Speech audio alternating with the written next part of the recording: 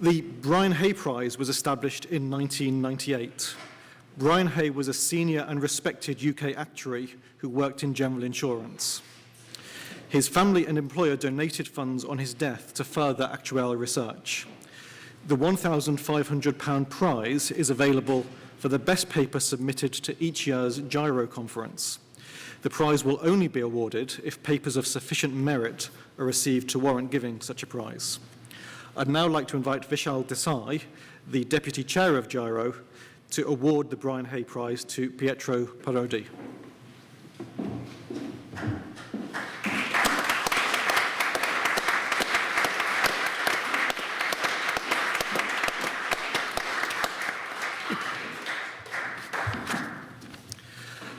I'd now like to invite Pietro Parodi to introduce the paper. Pietro is a managing director for Willis Global Solutions and has worked both in direct insurance and in reinsurance, mostly on pricing. He is a part-time lecturer at Cass Business School, where he teaches the course on general insurance pricing. Prior to joining the insurance industry, Pietro worked for 7 years as a research scientist in the fields of artificial intelligence and neuroscience, holding positions at GE Research and Development in Schenectady, New York, at the University of Toronto in Canada, and at the Institute for Advanced Studies of Trieste in Italy. He has a PhD in physics from the University of Genoa in Italy and is a UK qualified actuary. Pietro. Thank you very much, Stephen, for the introduction. And let me see. Yeah, first of all, I'd like to make you aware that the paper they have received in advance for this talk is not exactly the same that was presented at Gyro. And that was because at Gyro there wasn't a real world case study. And I was strongly advised, very strongly advised actually, to include one. And so I appended to peer pressure, and now a big chunk of the paper is devoted to that. I was a bit grumpy at the beginning, but I think I'm quite grateful now because I think that the paper as a result is perhaps improved a bit. And in any case, that the method has never been meant for academic consumption. And we regularly use this method at Willis for a number of things such letter of credit, captive reserving, pricing itself, and industrial disease reserving, etc. So normally it's a simplified version of it, depending on the data available. And so I would like, first of all, to do my best to state clearly what the problem I'm trying to solve is, and that is to estimate the full statistical distribution of the outstanding liabilities of a portfolio of risks, or maybe one risk, given a number of years of past claims experience.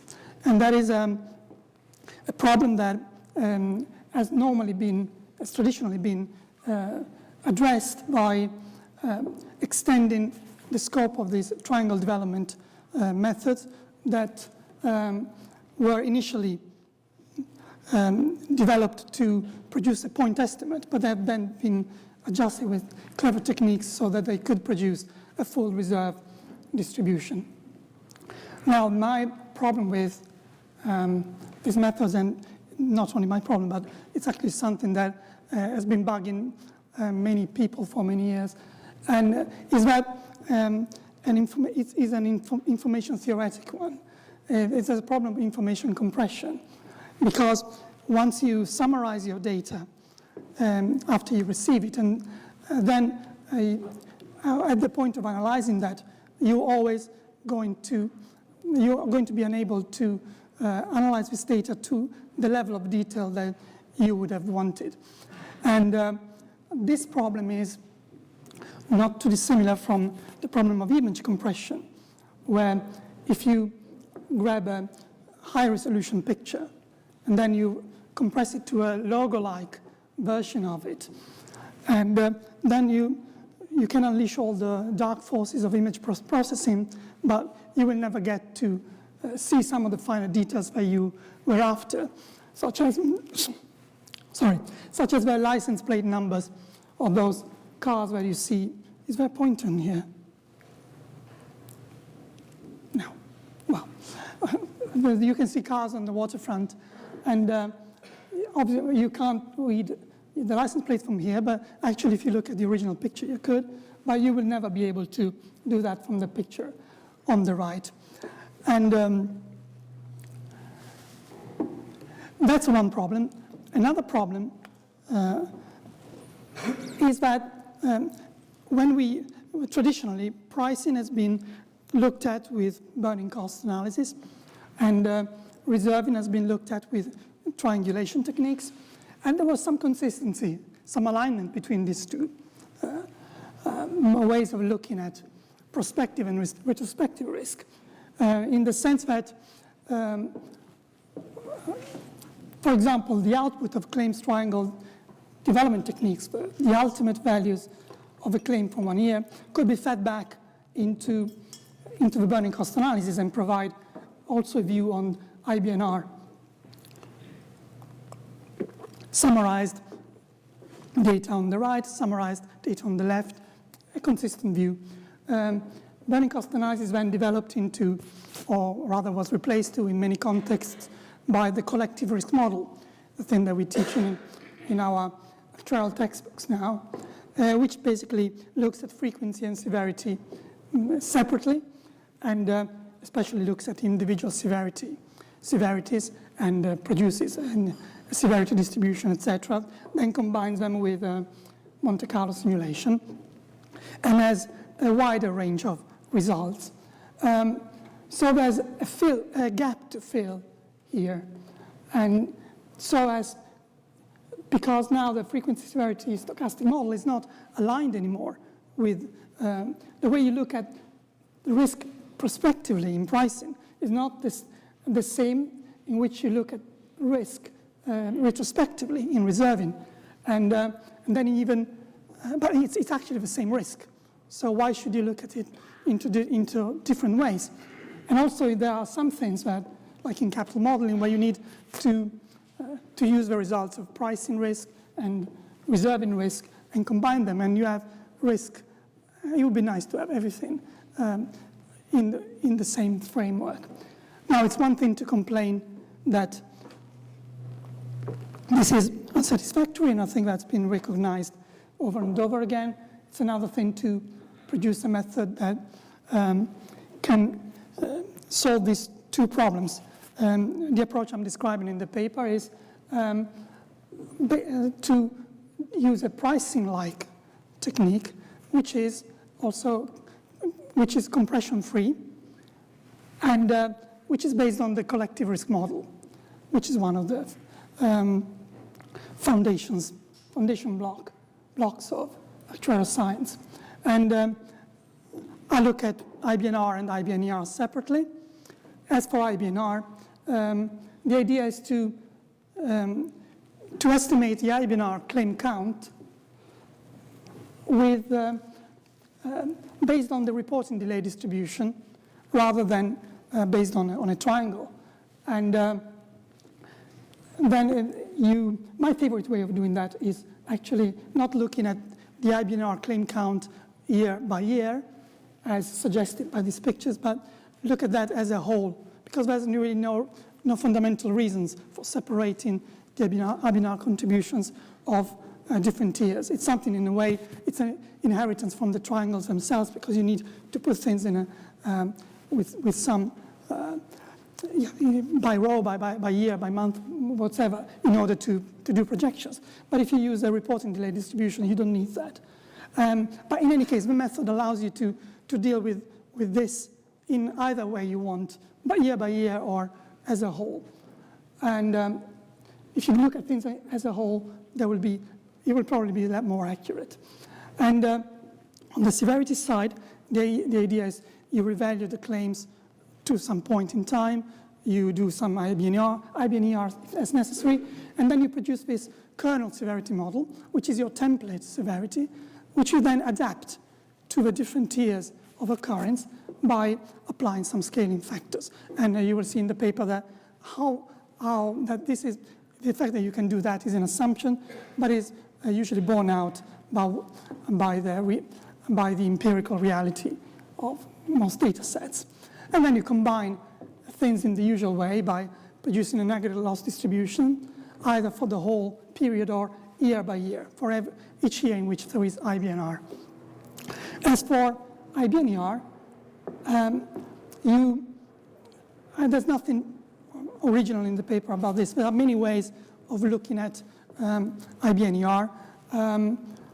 Here I've used the simple Murphy-McLennan method that allows you to develop each open claim to a simulated ultimate value, and then do that for all claims and repeat it 10,000 times and produce the distribution of IBNR claims. You can then,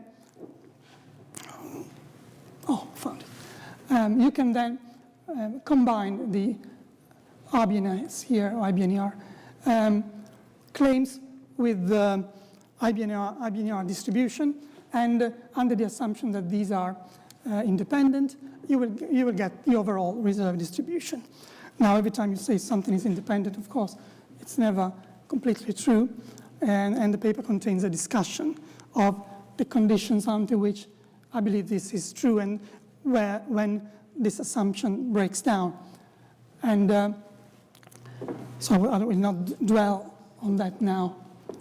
The paper also contains a comparison based on artificial data between one of these triangle-based methods, chain ladder with a log normal reserve distribution, and a triangle-free reserving.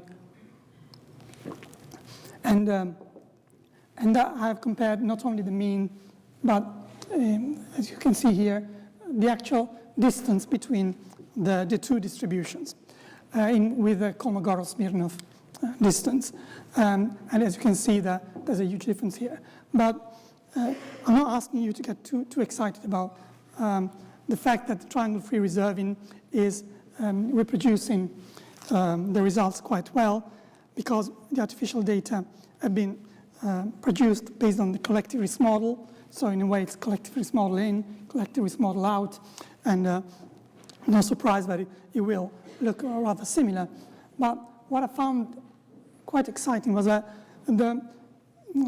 that particular triangle-based method fared so badly, in the sense that there was no resemblance whatsoever between the distribution produced for a chain ladder with log normal and the actual real distribution. Because one of the good things about using artificial data is, of course, you know the true answer, so you can compare it with your experiments. And there was no resemblance. So it's like if there's no particular reason to think that that method is actually helping us understanding the reserve distribution. And I will spare you this. Its advantages and disadvantages. The only point I like to elaborate on is that, of course, there is one disadvantage with triangle-free reserving is that it is more complex. It takes a longer time. It takes roughly as much as a pricing exercise. And you might have to use different tools. You might need more data. And you might need to retrain people, etc. So, but since it is more complex, it all boils down then to doing a cost-benefit analysis for whether you want to adopt something like that or not. And the costs are quite clear. As I mentioned, there's more time and more data, etc. You need a way in your company to quantify the additional benefits. One additional benefit is the fact that you have a more accurate view of a distribution of outstanding liabilities. And whether you consider that as a benefit or not, I don't know, maybe it will depend on whether you get a lower number for capital purposes or whatever. I don't think I can give a blanket answer to this. And then there are some soft benefits, which all revolve around having a better a more articulate understanding of risk, because you've looked at it in finer detail. And then there's a consistency between pricing, reserving, and also capital modeling. So now I'd like to finish my presentation of our work. We brought up, with this challenge. You saw that we started with the big challenge of reserving, which was estimating the outstanding liabilities. And this is a toy version of that challenge that I wish someone will want to take on. And this goes as follows. We have some strong assumptions. Let's assume that the collective risk model is indeed valid. And there are other assumptions as well that are not really fundamental, but they're here to simplify the exercise, like distribution of delays, constant over years, but we don't really need that. Severity distribution changes based on a scale factor from one year to the other. They're not essential, but this is essential. And given this, which of the known reserving methods and stochastic reserving methods that we know, like chain ladder with look normal, chain ladder with bootstrapping, generalized linear model, everything that we've been coming up with in the last few decades, how many of these converge actually to give you a result that converge to the true outstanding liabilities distribution when you have enough lost data points, but keeping your triangle as it is. Now, this is, first of all, I must say that it's not difficult to try to, theoretically, conceptually, to come up with an answer with that, because to prove lack of convergence, artificial data will be enough. To prove actual convergence, you might not be satisfied with artificial data, but to prove lack of it, you will have to.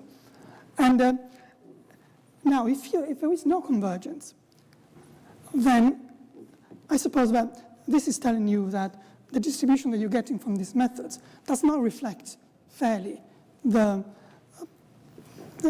true outstanding liability distribution. And you should abandon these methods. We don't know if it's a strong statement, but, or maybe if it doesn't work, it's because one of the assumptions is not valid. And maybe you have to discard the collective risk model assumption, which is the independence of frequency and severity, etc. And now rejecting this is, of course, quite a strong statement in itself, because it's been one of the foundations of our actuarial practice in reserving. And in education, we always teach about that. And but I mean, we already know that in some contexts it's not true. And my favorite option would be to discard these methods and adopt a methodology like triangle-free reserving or any other method which actually guarantees convergence. And my last defense of triangle-free reserving is that almost by definition it will provide this convergence under these assumptions, because if you have a frequency distribution as an input, a severity distribution as an input, these are independent, etc.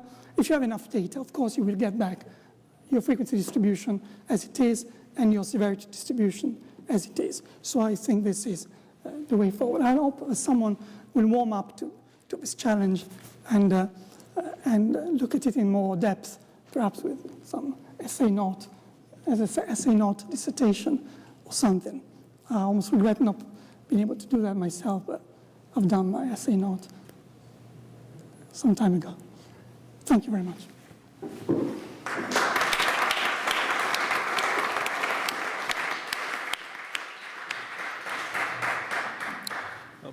Thank you, Pietro. I'd now like to invite Derek Newton to open the discussion.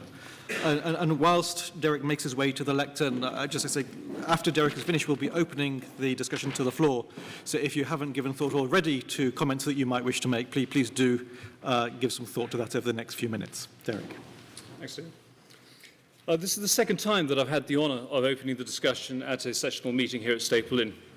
The first time was in 2006 when the General Insurance Reserving Issues Task Force, commonly known as GRIT, presented its seminal paper, A Change Agenda for Reserving.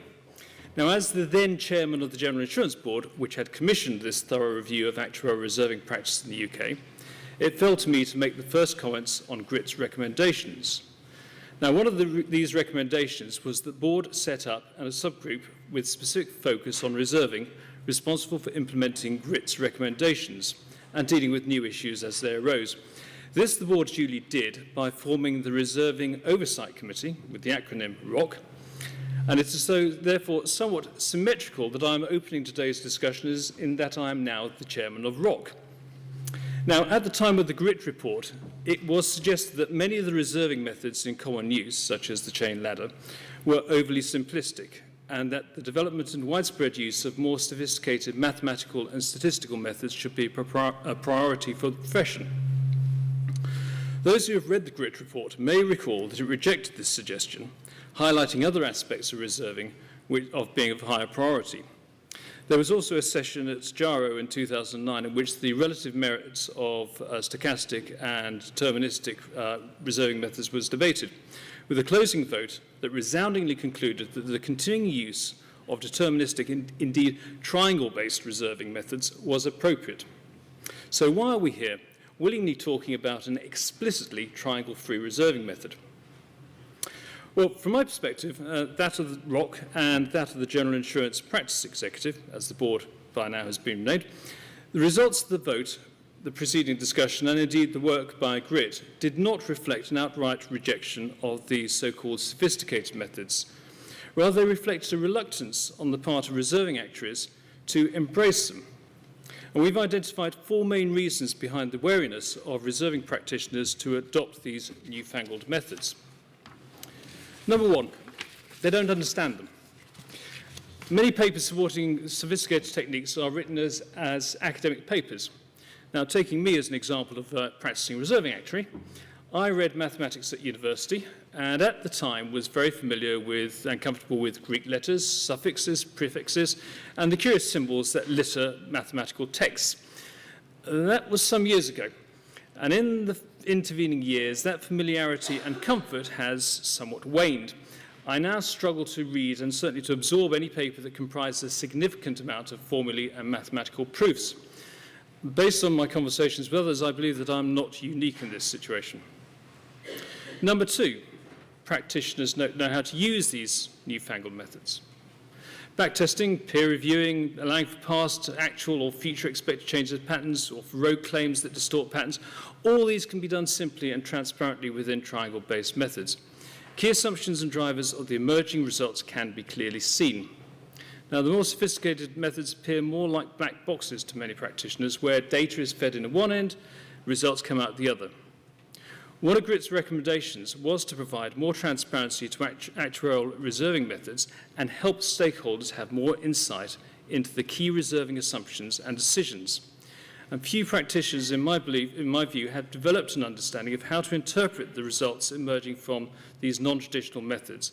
And until they do, they will be reluctant to use them for anything other than a peripheral manner. Number three is that they don't really know how to explain them. Now, this is linked again to their understanding of how to use them.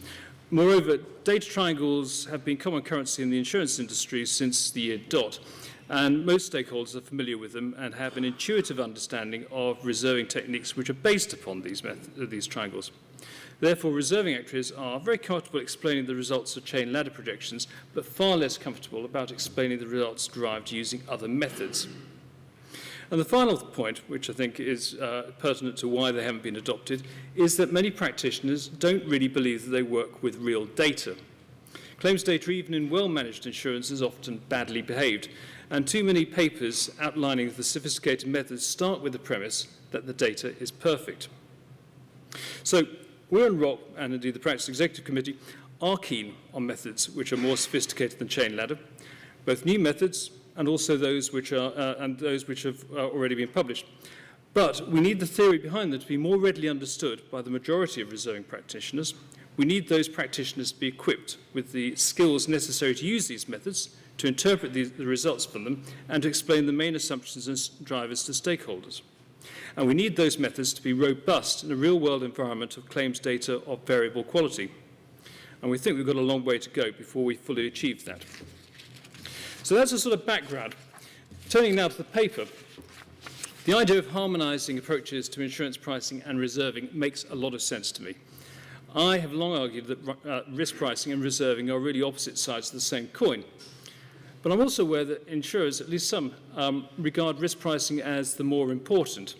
Risk pricing largely determines the future profitability of the insurer, whereas reserving merely acts as a tap, determining the rate at which those profits or losses subsequently emerge. However, the linkages between pricing and reserving are clear, and it should be in the interest of insurers to achieve greater accord between the methodologies underlying the two disciplines. Similarly, making optimal use of the available data also appears to make sense. The key word for me here is optimal. For pricing purposes, it's important to understand the relative risk costs at a fine level. However, reserves are more often looked at an aggregate level. So where does optimal lie? I'd be interested in hearing today the views of any insurance managers, stakeholders for both pricing and reserving, on these matters. Now, the author has demonstrated in his paper that the triangle-free framework is a good predictor, and certainly in comparison to the chain ladder approach. Now, I'd like to understand a bit more about this. In what circumstances, or indeed with what claims or policy types, is this approach particularly effective? And indeed, are there circumstances where it is less effective? Moreover, how is he allowed in his testing for actuarial intervention? A few years ago, a working party led by tonight's chairman, Stephen Fisher, considered the relative effectiveness of various actuarial reserving techniques by asking volunteers to apply different methods to various data sets. Those volunteers ranged from junior students to well-established practitioners. And one of the findings that came out of the working party was that differing skills levels of the various practitioners generated a greater diversity of results than did the methods themselves. This finding resonated for me with two of Grit's conclusions that for improved reserving, actuaries needed to understand better the business that they were reserving, and that there should be greater consistency amongst the practitioners in the application of standard actuarial reserving methods. So I would like to understand whether the triangle-free approach is a better predictor purely on an automated hands-off basis, or whether it would remain a better predictor when compared to one of the standard methods used by a skilled, experienced actuary. Then comes the question of how this approach works in practice. And my initial reaction on reading this paper was that by specifying multiple stage models which need to be verified not only in isolation, but also in how they combine to derive estimates, the author might be putting forward a framework that is simply too complex to have practical applicability. But I also noticed that this has been demonstrated using artificially generated data. Then again, I'm aware that some firms, not least the author's own, use this approach on a day-to-day basis and apply it to real data. So clearly it does work, or at least works in some circumstances. So I'd be interested to hear today how it is used in practice. Is it used as the main projection methodology or to supplement other approaches? How is the approach varied for different business conditions, and how are judgmental elements introduced? Has it added extra complexity, cost and delays to the previous process? And we've already heard that it does add some. And how do you then equate that to the benefits which come through? And what data issues have needed to be addressed to make this fully effective? Indeed, is this approach better or worse than the various deterministic methods at coping with flawed data? Finally, in preparing my remarks for today, I asked various contacts of mine for their views of the paper. Now, I heard some very complimentary remarks, but also some less positive comments from people who appeared underwhelmed by what they had read. It seemed that they had been expecting something new and different, but were disappointed that some of the material appeared similar to modelling frameworks with which they were already familiar from previous papers. Interestingly, these people all cited different sources for the original material. So I think their point rather misses the point. There is really nothing new under the sun or any truly unique new ideas. Most new developments are really combinations or extensions of existing ideas. Papers don't have to be completely innovative to be worthwhile. Those that build upon existing actuarial thinking can be valuable, as can papers that establish practical uses for existing ideas, or that express them in easy-to-understand ways, or that disinter ideas that were previously considered impractical but whose time has now come with the improvement in computing power. So regardless of the ideas, the originality of the ideas contained therein, I believe this is a very well-constructed paper that introduces ideas in an accessible way to a wide audience. As such, it is at its very least, it's a useful addition to the actuarial canon. The extent to which it can become a valuable paper for the profession depends on what happens from now on. The author has made some suggestions himself for further work, and I'll be very interested to hear from the discussion tonight what other further suggestions come out. How these ideas will be developed and promulgated against the profession. Will the paper itself become a giant upon whose shoulders others will then stand?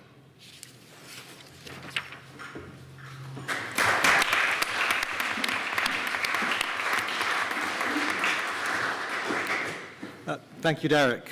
The discussion is now open to the floor, and I'm looking forward to an interesting and stimulating debate.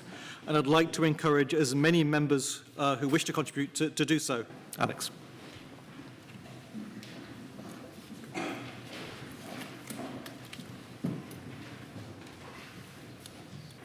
I'd like to start by thanking Mr. Parodi for an excellent paper. A practical approach to using pricing techniques in reserving studies is timely. And I particularly like the photography analogy. That really brought it to life for me and made me actually want to get into the paper. I want to make a few observations this evening about the way in which we think about reserving, particularly the techniques used in the modelling of uncertainty in reserves. It's important that we remember that there's a reason why established techniques such as chain ladder and Bornhuetter-Ferguson are so well entrenched in actuarial reserving, for all of their many widely discussed statistical flaws. It's because they are robust, and that certainly applies, in my experience, for the Bornhuetter-Ferguson, with suitable care to the chain ladder as well, but they're a robust, common-sense approach to a problem. They apply to aggregate data, which means we can overcome some of the data deficiencies that we face, and most importantly, they're relatively easy to communicate to non-actuaries. That said, we always need to be clear which problem they were designed to address. And that is to form an estimate of the mean, or something in that region of the distribution, for reasonably well-behaved portfolios of claims. In practice, the law of large numbers means quite a lot of techniques work well for stable, homogeneous collections of claims. Now, their longevity and appeal arises because, amongst other things, they seem to provide a reliable approach of getting to quite good, or at least not bad, estimates, even when there isn't that much data, possibly where we bring in an external benchmark or other pricing data that we may have, and even when their underlying assumptions don't actually follow 100%. But when we do so, we need to think carefully and make sure that we use them carefully and make sure that a number of pragmatic adjustments. We need to use them carefully, and often we need to make a number of pragmatic adjustments or professional judgments to the estimates that they produce. And it's at this point, when we move to thinking about uncertainty in reserves, that, to my way of thinking, we get tripped up, logically speaking, as follows. So we start out by, we find our trusted techniques can be used to good effect, even when their assumptions don't actually hold fully. Next, we develop or we apply stochastic triangle-based techniques, reserving techniques, that hold when the assumptions underpinning the chain ladder and Bornhuetter-Ferguson techniques apply. And then we assume that the core assumptions must hold sufficiently well because the best estimates produced seem reasonable. And then finally, we turn the logic round and we conclude that the results from our stochastic triangle-based techniques must be a reasonable basis for further analysis. And the reality, perhaps, is the opposite way around. Using a small sample of data points within a triangle may, in fact, be a very poor basis for further analysis of uncertainty in reserves. And here's our difficulty. We have a number of flawed tools that exist that are nevertheless widely used, often requested and even expected to be used by many of us in review roles. Not only this, but it's considerably less work, less cost, and yes, less risk of failure for us to apply a MAC or what's known as a bootstrap to a single aggregated data set. Mr. Parodi has kindly shown us a route out of this Gordian knot that besets us as a profession. We need to use this as a call to arms and develop tools that enable us to perform the task we've been asked to address better. So I would like to propose that in doing so we think about three aspects or dimensions to the problem. First, we must look at claims reserve in a much more granular fashion. It's here where Mr. Parodi's paper takes us forward significantly. That said, I would like to see more attention in a reserving framework to go beyond the retrospective loss data and take into account information regarding the potential for individual claims to vary, either through considering policy terms or loss scenarios for key claims or portfolio segments. Certainly, this framework looking at individual loss frequency and severity distributions makes this possible. Next, we should continue with our efforts to get under the skin of the risks or perils to which our reserves are exposed. This is continuing the journey embarked on with the GRIP paper, but if anything, this needs to be broken down between an understanding of the underlying perils or drivers, such as loss, such as litigation, inflation, demographic and other trends, and understanding how each of these affect the classes of business within the reserves.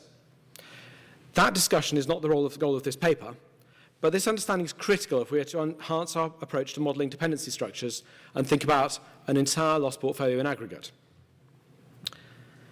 Finally, we really need to have a better way of thinking about how loss reserve information emerges and the associated risks are expected to manifest themselves over time. This is probably the hardest and least comfortable area at the moment.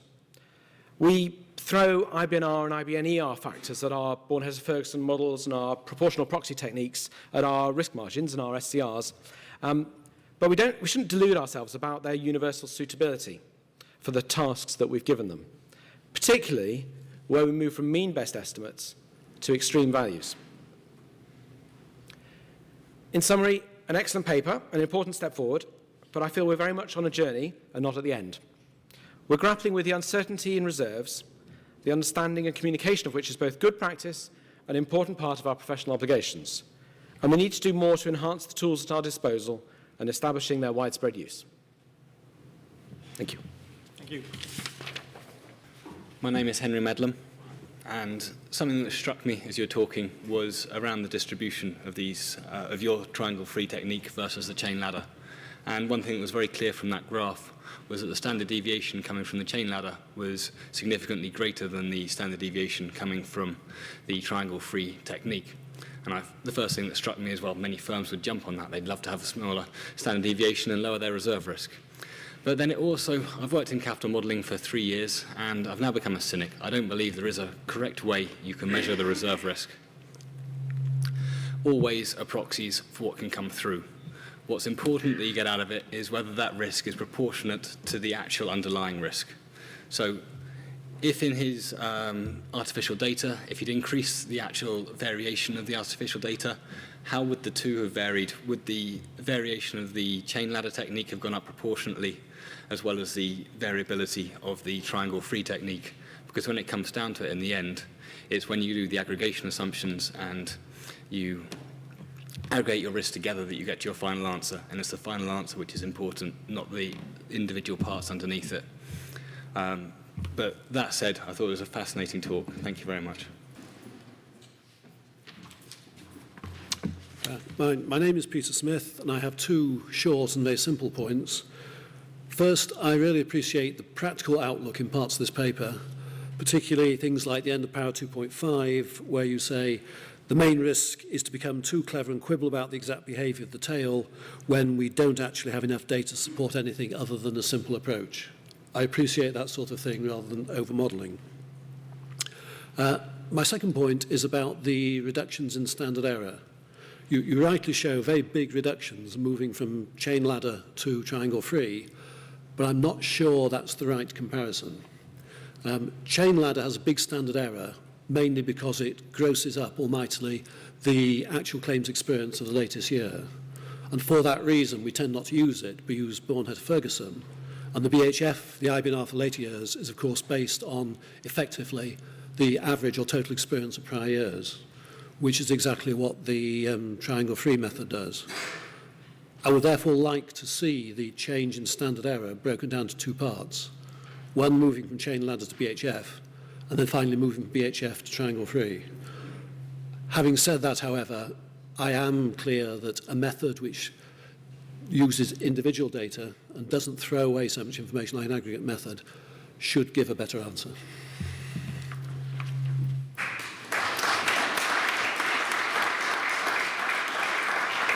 Thanks, Peter.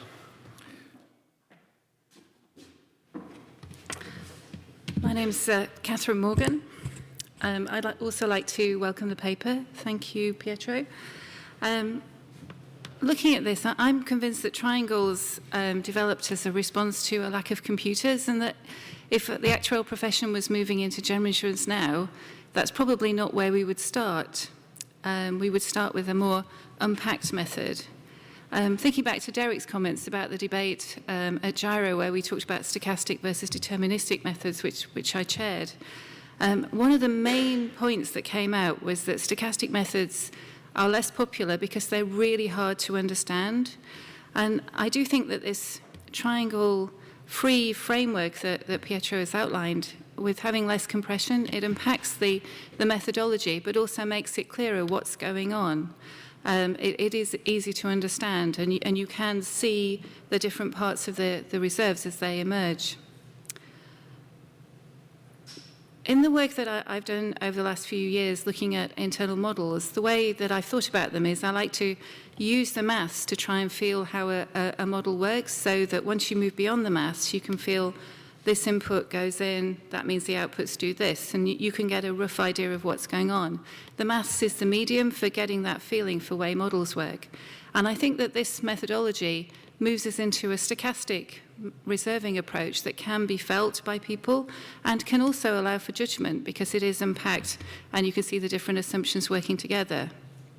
So in response to this paper, I'd like to echo what other speakers have said. Let's take the points that have been made about future research. Let's start researching, let's start evolving this methodology and other similar methodologies. And let's not be like, for example, pensions actuaries who had to be dragged into new methods. Let's embrace them and use them ourselves practically. Thank you. Okay, in that case, I'd like to put a question to Pietro, if that's okay. It seems to my mind, a couple of the speakers already have alluded to this, but there's a tension when we talk about reserving methods between, on the one hand, a method that is sophisticated and is able to take into account as much information as possible, but a more sophisticated method perhaps is more difficult for the experienced or skilled actuary to be able to bring to bear their experience and judgment. And I'm wondering whether there's any sort of resolution of that tension that you're able to offer sort of through this methodology. Yeah, I think if I can, probably it's easier to go back to the real-world case study. And let's say that, first of all, I don't have much sympathy for complex methods myself. And in the sense that I really think there's a risk of over-modeling, someone was saying.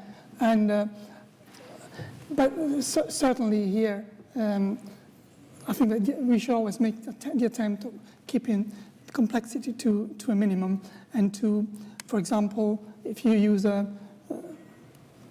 if you model severity distributions, to only really use a very small number of them, and maybe just model the tail according to consolidated theories like extreme value theory, etc. And use 2 or 3 models for frequency that no fancy things, but are ad hoc. And that keeps you sane, I think, up to a certain point. I think that a method like this always allows you to put judgment in. It also forces you to put judgment in. And but I think it should be quite clear where this happens. And this happens in a few spots. One of them is when you look at IBNR, and you look at a graph like this, and you immediately have to sort out for yourself. There's some steps that are missing there. But there's a point in which you have to decide what the the frequency rate per unit of exposure was over in the last 10 years. And then you have to choose a frequency pick. That is one of the first points where you're able to make a judgment call. And if there's a tail factor here in the reporting delay distribution, and that's another judgment call, because you have to decide, again, the invitation is to use only a few possible different approaches, not being too clever. And that's one point. That's another point here. In the frequency, in the severity, there might be, we might be called to make a judgment call as to what the largest loss is possible, or if you might be, what form of curve you should use here based on market information as well. And this is another judgment call for you. But after these 3 judgment calls, everything else is automatic. So it's I think it's important to know exactly where you're going to make this. That's why I reply to your question. Yes, thank you. Okay. Okay. If people don't wish to make full contributions as pre-prepared speeches, we're very happy to take questions to Pietro. Can I encourage anyone to raise their hand? Julian.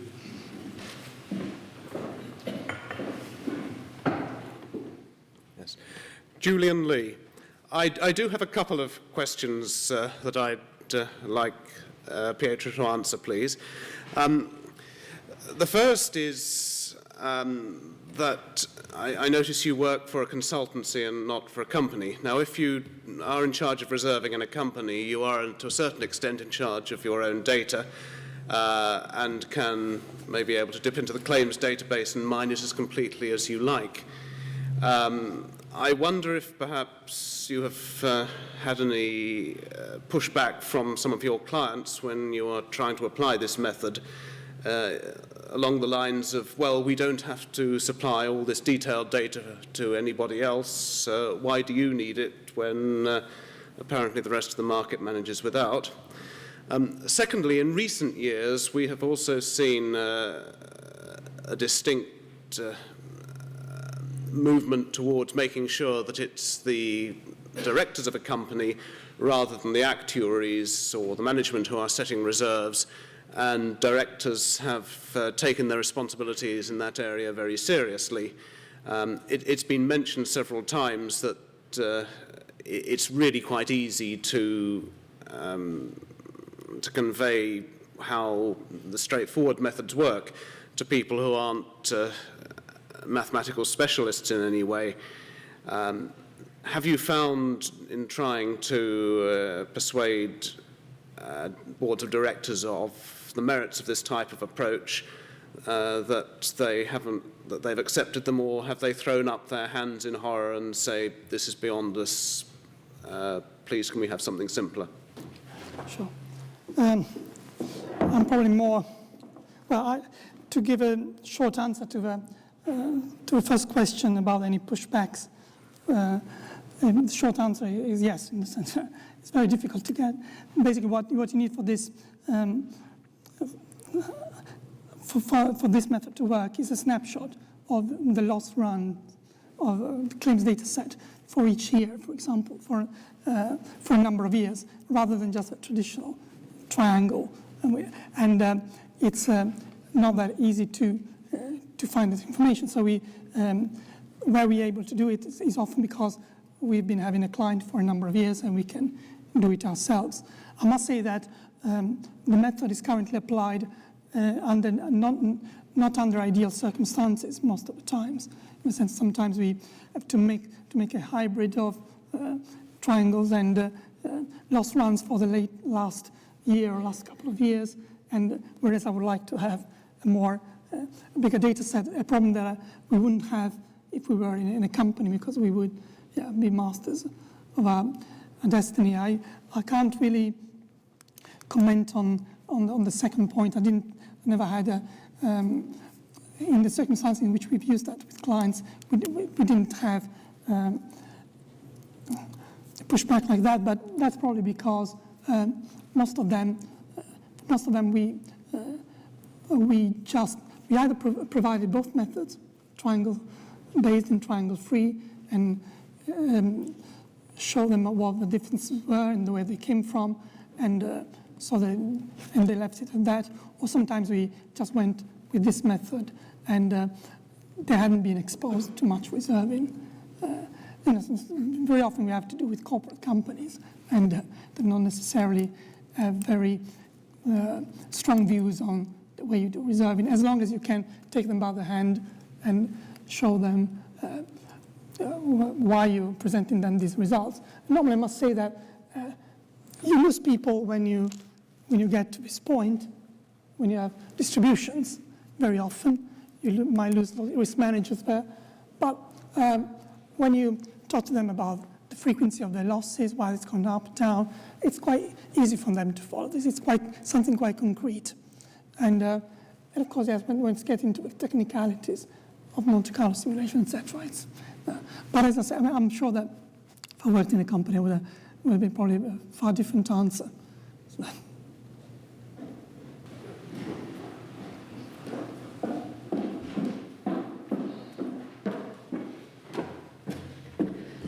Good evening, Helen Cooper. I just have a question. Mainly in your paper, you recommend this for uncertainty in reserving, but it strikes me that actually it really is important in best estimate, particularly where people are changing claims transformation programs. So the reporting delay on claims is changing, for instance, or if we take motor, where we've got telematics data, which is going to give us much more information much quicker. And so I just want to explore whether it was just the data limitations that were making you suggest it wasn't as appropriate for a best estimate, or whether there was something else in that thought process.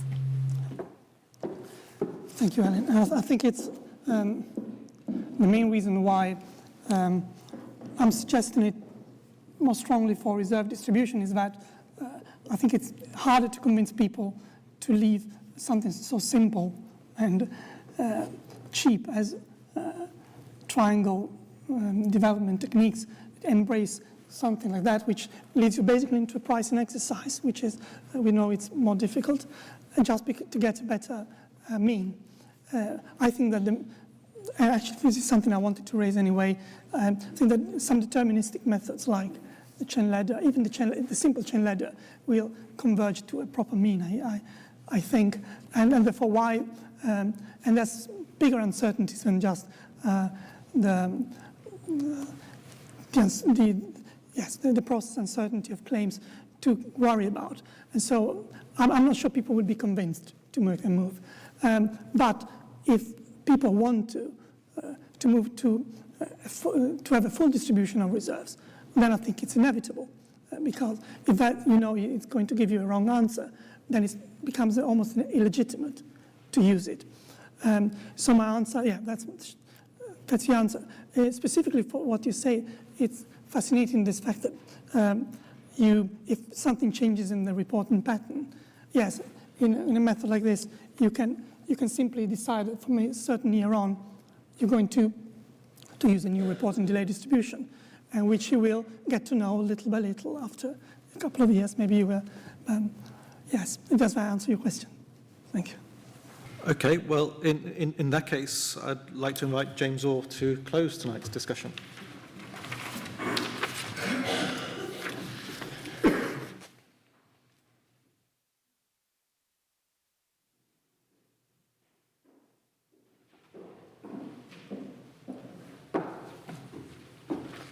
And just to be clear, I'm not proposing to use all the time to 7 o'clock.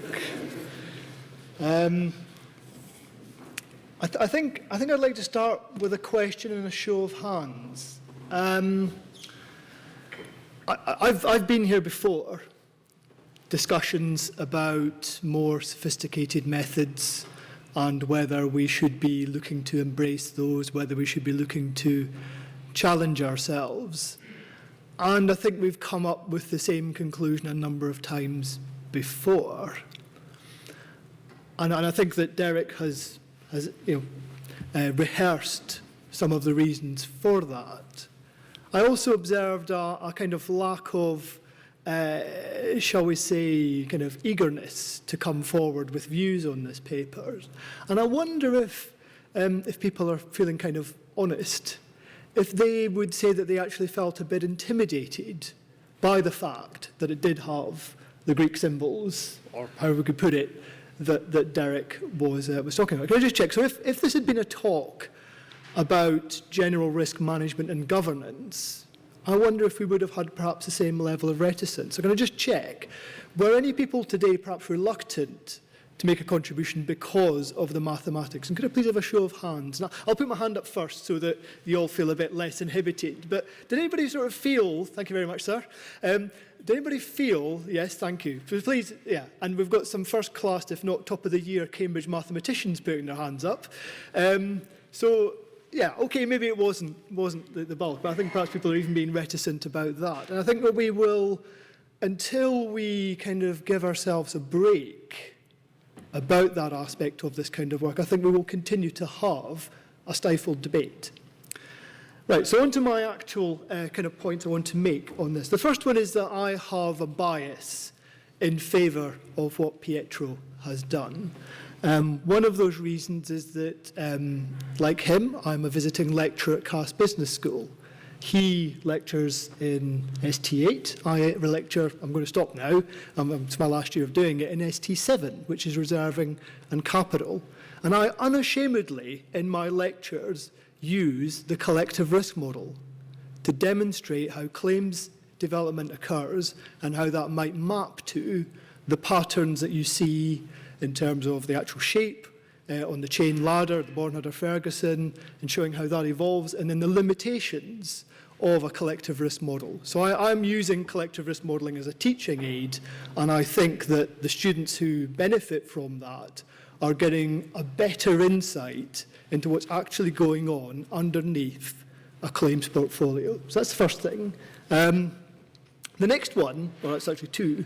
The next one is in 2007, I put together a much more kind of simple, a much more modest paper than Pietro did on a simple multi-state reserving method. And it's not going to get half as many citations as Pietro. It never won a prize, but it actually took a much simpler approach, only focused on the claim numbers process, didn't look at, talked about the extension to claims amount, but it just talked about if we use some very simple assumptions, one of which was the kind of exponential delay elements, that we make a kind of Markov set of assumptions, we could end up with closed form results for the development of claims. So I was always going to like what Pietro kind of put in place. And I must say, having read the paper, I was not disappointed. I actually felt that it took a significant step forward, and I thought it was credible, and the addition of the real-world kind of examples did, for me, show that this was not just a kind of theoretical kind of set of results. In that paper, I kind of, in the spirit of simplicity, I quoted an Einstein kind of quotation, which was, things should be as simple as practical, but not one bit simpler. And I think that by kind of seeking to embrace the actual kind of elements of the real world, whether those are about the way in which actual claims are managed, IB and ER and the rest, that the collective risk model, as Pietro has presented it, I think that that's moving in the right direction. I think that my paper was too far to the simple side kind of that kind of threshold. The second Einstein quote was, Einstein was asked if he was different from the average person. And he said, I don't think I'm that different from the average person. But the average person, when they're asked to find a needle in a haystack, will stop when they find the first one. I will keep looking until I find the third and the fourth. And it's only really by keeping at this quite difficult set of problems that we will actually progress in terms of what we do. And I did like the contribution from the last kind of question. He was talking about claims transformation projects, because I think when I look at the state of the world at the moment, whether it's in terms of kind of globalization, whether it's in terms of new markets, social change, technological change, even environmental change, all we're going to have happening from now on is that our assumptions are going to be challenged. So we need to have a framework that doesn't just say, oh, that portfolio in the past, we can rely upon that behaving in the same way in the future. Because we are going to have a lot of drivers of change that we're going to incorporate. And the one that I'm particularly interested in is inflation. And I like it that the framework, as it was presented, did actually say, okay, let's look at inflation and the question about where you have a kind of calendar year effect, whether that can be properly captured in what you're doing. I'm nearly finished. Like I said, I wasn't going to go 7 o'clock. There's a comment also about kind of pensions actuaries, and I used to be one. And my experience of being a pensions actuary was that you had various kind of minions who kind of ran these very, very complex valuation machines to come up with a best estimate. And then the partner, who had many, many years of experience, would say, give me a couple of statistics and I'll just do a little bit on a kind of, on the back of an envelope. And the two valuation results, the kind of literally dozens and dozens of man-days of effort that had gone into this detailed valuation, and the partner's back of an envelope estimate would be incredibly close, because the partner could apply some kind of rules of thumb, approximations about discount effects and the rest, and arrive at this result. My concern is that perhaps as general insurance actuaries we're only doing the smart bit by the partner, and we're not doing the more detailed work which I think this would be capturing. That is not to say that the questions about practicality and cost should be ignored. And what I would like to suggest is that detailed deep dive work, perhaps using the collective risk model, can be used to validate the use of those more kind of approximate methods that we kind of know and love, and which we believe are robust and usable kind of in the circumstances that we see. So I think you can probably hear that I was always positively minded towards this, and I would actually commend it to those who have not read it. And I think that we should be thinking seriously about this or elements of it, that we should be priming a new generation of general insurance actuaries to actually understand this type of framework and use it in our work. That was all I was proposing to say, Chairman. Is that okay? Okay, thank you.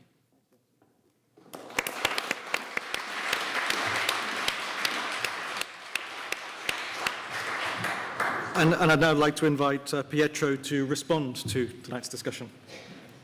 Thank you.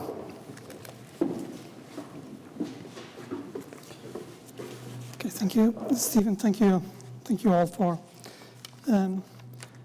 this feedback and the kind words. One point I'd like to make is that it's probably clear now, because many people said roughly the same thing, that I'm actually not against deterministic methods.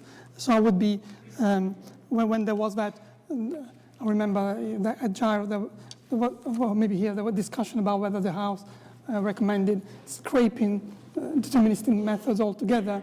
I was definitely against that. I mean, I couldn't see the point. I'm not against triangle-based methods. I'm against the illusion of using them, I think, for producing the whole distribution of outstanding liabilities.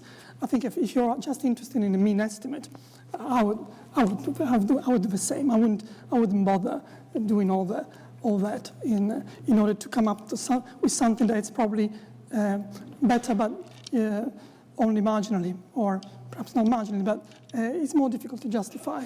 So that's what my point would be. Derek was mentioning what circumstances the method works well. I think that paradoxically, although I started with this image compression picture, from my experiments, it works better when you have less data. So that's probably, it works better, it doesn't work better when you have less data, actually. It works better when you have more data, but relatively to the triangle-based methods, it's better when you have, because even if you only have 11, 20 claims, you won't even be able to put together a triangle with that, but you will still be able to see some pattern if you use an individual claims data. I think that there are some fields like reinsurance where this could be particularly useful. I always had my reinsurance experience in mind from when I was at Aon and Aon Benfield.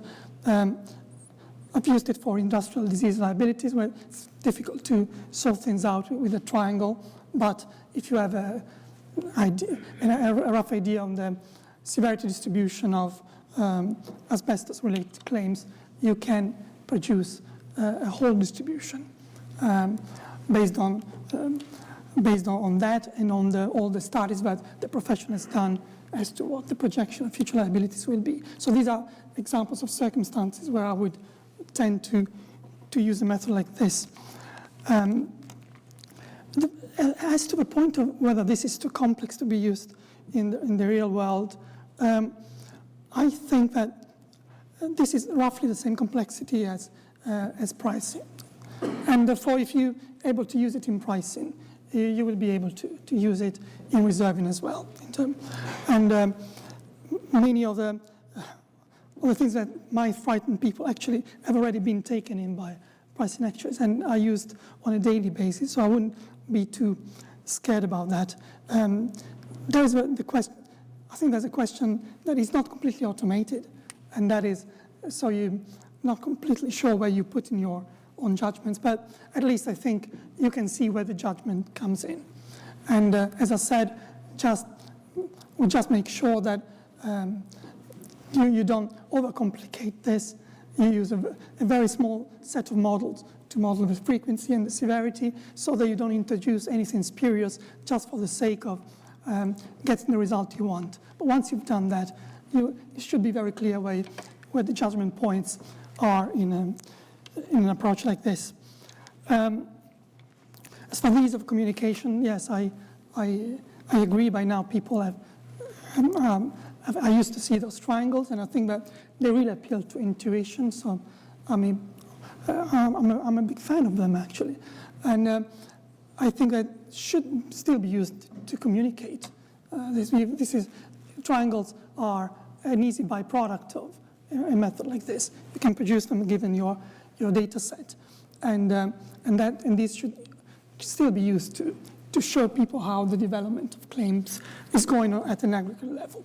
I don't think that this can replace that. But there are bits of this that people can understand. One thing is how the frequency, the number of claims has evolved during the years, and it's something that people can relate to and will want to see if they are given the chance to. Yes, since I went to Gyro, and I was blissfully ignorant of any other paper that looked remotely like this. I've been given some stuff to read, and I've seen that for example, some Danish actuaries have, starting with Norberg, I think, in 1993, have started thinking about this. And they were really academic papers at the time. I see that now some people have started trying to use that in real-world cases. In particular, it would be interesting for you to look at a paper by Antonio and Platt, and that's just in September 2012, presented something on this. And Catherine Antonio, one of these, is now collaborating with Cass Business School. And I look forward to meeting her and discuss where the similarities are. But definitely, many people have tried to answer this question before. Some of the papers they have suggested me to read, I wasn't able to read, although I'm supposed to know about this, but we were really, really academic. So. And as to the fact that the standard error of the standard deviation is lower, I can't guarantee that, actually. Probably, maybe you're right. I mean, maybe it is the case that standard deviation is normally higher because of what you were explaining, but I haven't found yet anything to tell me that this is always the case. So maybe I should look into that. But in that case that I showed, it actually was higher. I'm not sure if it's always the case, but given your feedback, I will definitely look into that because that does have an impact for people. People would like to have a lower uncertainty on the reserves and reserve less, basically. Yeah, I think I have nothing further. One thing I would like to end with is I'm really keen on finishing this note. But this is really something I would like someone to warm up with and and consider for something, for research, for a dissertation, for essay note or whatever, because I think there's a lot of research to be done to evaluate even existing methods. And I think that sometimes we all want to do things with real world data, of course. These are the most important ones. But I think there are some things with artificial data that allow you to provide answers where you can't get otherwise. And one of the reasons I think that some methods that actually don't work are still with us after many decades is that it's very difficult to see if they're not working. If you don't nothing to test them against, how will you ever know if they don't work? You can't wait 20 years and to see if your reserves were right, and even less you can decide whether your estimate of a 95th percentile is right. You have to get so many different examples of that. So sometimes being less squeamish about artificial data can help us with getting some of the questions, some of the answers to these questions. Thank you.